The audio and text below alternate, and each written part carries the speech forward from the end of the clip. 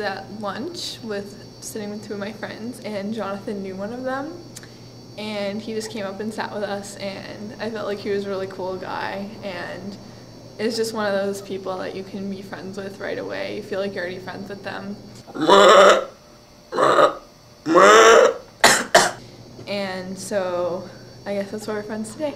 I met Jonathan Reed about this time last year because I had lunch with him. And I noticed him initially because he jumped around a lot. I feel that jumping over things is a large part of what makes Jonathan who he is.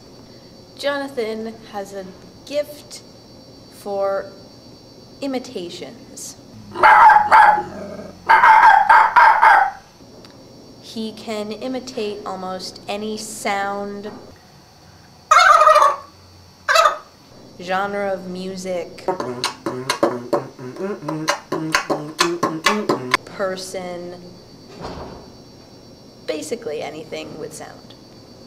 So, my father and I, we were out with a couple friends helping them move some stuff out of a storage unit. Now this is in the middle of nowhere, just like open space, you know.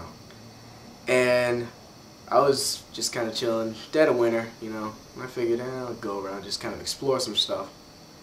And I felt like, I'll make a cougar sound. That's something fun to do. So I went around and I said, "Wow, wow." I hear my dad's car door slam and the car roars on. He comes swerving around, flies at me, right? And I was thinking he's gonna like run me over or something. No. I don't know how he did this. He threw open the door, leaned out, and snatched me into the truck, right? And I'm sitting there and he floors it out. And I said, "Dad, what's wrong?" He said, "Son, there's a cougar out here." And I said, He wants to communicate all the funny feelings and awesome that's on the inside, because I feel like that's how he is as a person. He just wants to communicate that.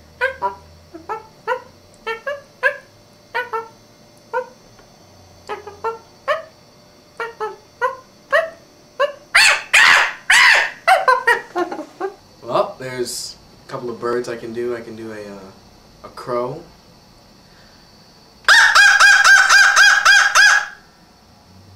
Which is great for dispersing general crowds of birds. I don't know what it is about crows, but, you know, birds don't like them. I can do peacocks. I'm gonna just say, I can do peacocks, which very loud but friendly birds in general.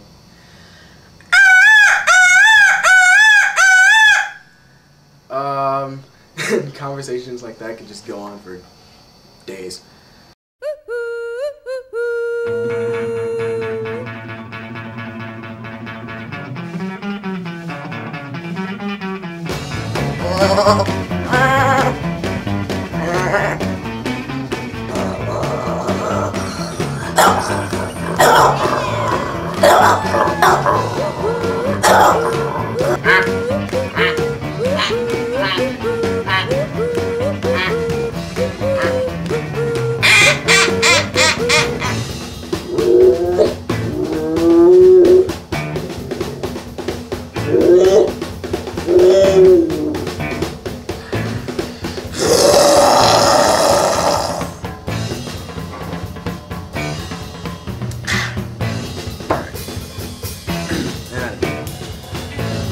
Want to revitalize it.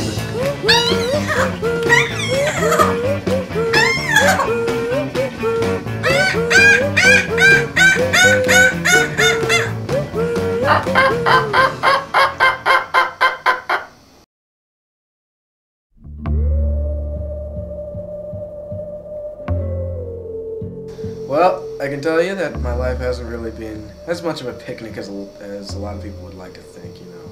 And I don't know my parents' divorce that great because it happened when I was really young. It happened when I was 2 years old. So I have actually no memories of them together. I thought I did because when I was with my dad and my granddad, they always spelled the story that my mom just walked out to go find herself.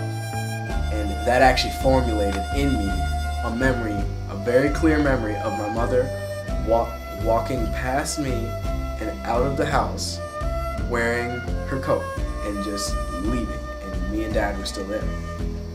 When I was 6 years old, this was October 10th, 1996, a Monday, because it was Columbus Day, I remember, because I was at my grandparents' house to visit. And my mom came over and picked me up, and we were driving down Hector Street, which is the street that goes up West Hill, like the steeper one. And something you should know about my mom is that she has epilepsy. Now that's what happened when she was driving down the hill. I mean, I was talking to her, we were talking about my day, and all of a sudden she just stopped answering. And we're still driving down the hill. And I said, Mom. And she didn't answer me. We ended up crashing into 3 other cars and all flying into the ditch at the bottom of the hill. In more recent years, my dad got remarried. That didn't necessarily go over so well with me. Time goes on, and as you could probably imagine, less time was spent with me, more with her.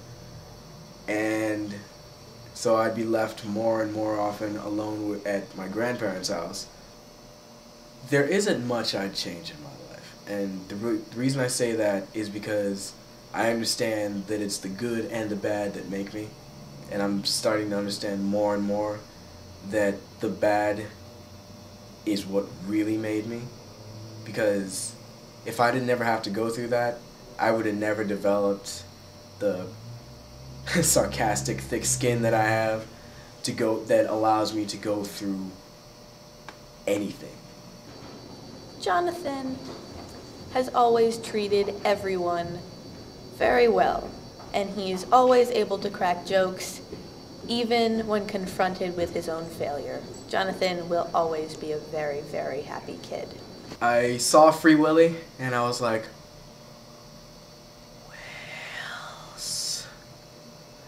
and that was it from then on. I mean, I went, and I knew that I wanted to work with killer whales. I knew that I wanted to, like, if I could, I'd want to train them.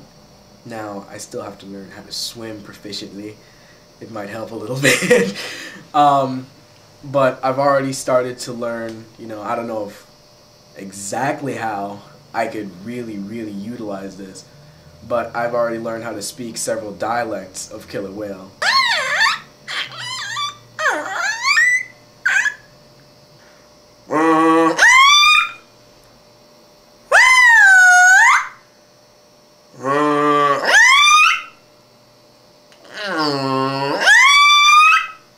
That sound carries so well above ground.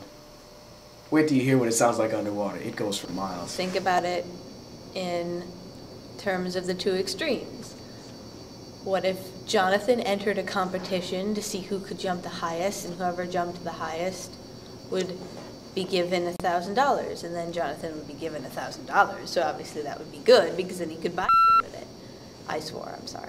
Stuff with it.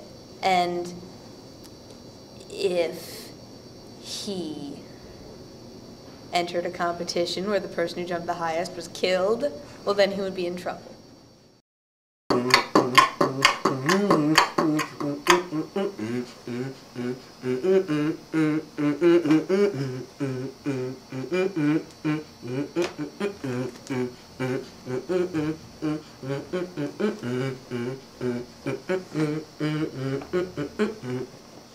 Oh man, I love that song.